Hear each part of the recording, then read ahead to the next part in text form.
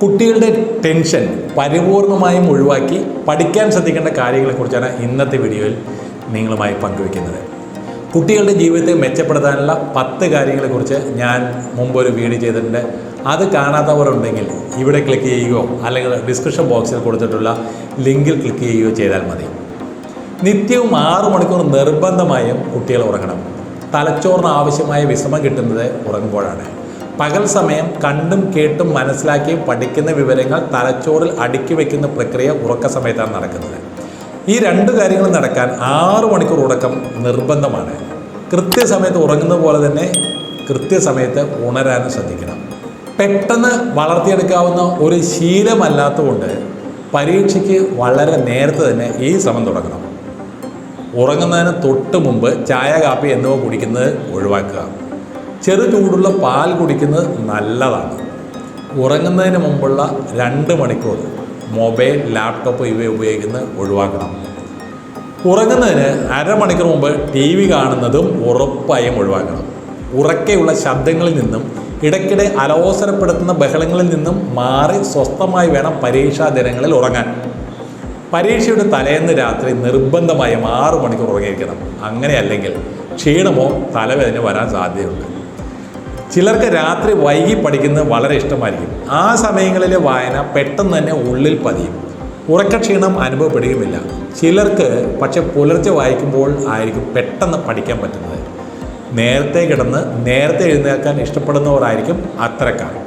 പരീക്ഷ ആണെന്ന് കരുതി ഈ ശീലങ്ങളിൽ ഒന്നും മാറ്റം വരുത്തേണ്ടതില്ല.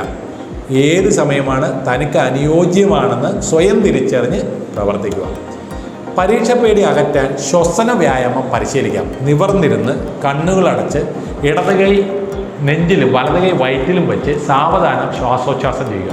ശ്വാസം മൂക്കിലൂടെ താഴേക്ക് ഒഴുകി നെഞ്ചിലേക്ക് നിറയുന്നതും തിരിച്ച് നെഞ്ചിൽ നിന്ന് മുകളിലേക്ക് തൊണ്ട വഴി മൂക്ക് വഴി പുറത്തു വരുന്നതും ശ്രദ്ധിക്കുക. ശ്വാസത്തിൻ്റെ ഒഴുക്കിൽ മാത്രം ശ്രദ്ധിച്ച് 15 മിനിറ്റ് തുടർച്ചയായിരിക്കാം. ഓരോ തവണയും മനസ്സ് മറ്റ് ചിന്തകളിലേക്കും ശബ്ദങ്ങളിലേക്കും മാറിപ്പോകുമ്പോൾ ഉടനെ തന്നെ ശ്രദ്ധ ശ്വസനത്തിലേക്ക് കേന്ദ്രീകരിക്കണം. ചില കുട്ടികളിൽ പരീക്ഷ അടുക്കുമ്പോൾ അകാരണമായ ഒരു പേടി കാണാം. ഇത്തരം പേടി മാറ്റാൻ പരിശീലിക്കാവുന്ന വ്യായാമമാണ് ക്രിയേറ്റീവ് വിഷ്വലൈസേഷൻ അഥവാ സർഗാത്മക ദൃശ്യവൽക്കരണം. പരീക്ഷയ്ക്ക് 2 ആഴ്ച മുമ്പേ ഇത് പരിശീലിക്കാം. എന്നും രാത്രിയിൽ കണ്ണടച്ച് കിടന്ന ശേഷം ഒരു സിനിമയിലെ രംഗം കാണുന്ന പോലെ താൻ പരീക്ഷാ ഹാളിലേക്ക് നടന്നു ചെല്ലുന്നതായി സങ്കല്പിക്കുക. പരീക്ഷാ ഹാളിൽ ഇരിക്കുന്നതും ചോദ്യപേപ്പർ, ഉത്തരക്കടലാസും എല്ലാം കിട്ടുന്നതായി സങ്കല്പിക്കുക. തുടർന്ന് ചോദ്യക്കടലാസ് വായിച്ചു നോക്കുന്ന രംഗം മനസ്സിൽ ദൃശ്യവൽക്കരിക്കുക. എല്ലാ ചോദ്യങ്ങളും അറിയാവുന്നവയാണ്. അവയ്ക്ക് വളരെ സന്തോഷത്തോടുകൂടി ഉത്തരം എഴുതുന്നത് മനസ്സിൽ കാണാം. ചിരിച്ച മുഖത്തോടെ സന്തോഷത്തോടെ പരീക്ഷാ ഹാളിൽ നിന്ന് പുറത്തേക്ക് വരുന്ന വിദ്യാർത്ഥിയായി സ്വയം സങ്കല്പിക്കുക. പരീക്ഷ നന്നായി എഴുതിയ സന്തോഷത്തിൽ മുഖം നൽകുന്ന ആത്മസംതൃപ്തി വളരെ വലുതാണ്. എല്ലാ ദിവസവും ഈ ദൃശ്യം മനസ്സിൽ കണ്ടുറങ്ങിയാൽ പരീക്ഷയുടെ അന്ന് രാവിലെ 90% ടെൻഷനും കുറയും. ഉറപ്പ്.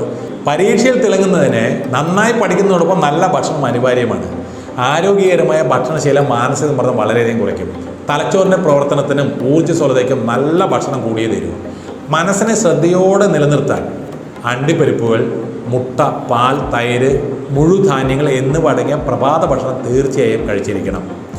പൂരി പോലെ എണ്ണയിൽ വറുത്ത പ്രഭാത ഭക്ഷണം ഈ സമയങ്ങളിൽ ഒഴിവാക്കുന്നത് വളരെ നല്ലതാണ്.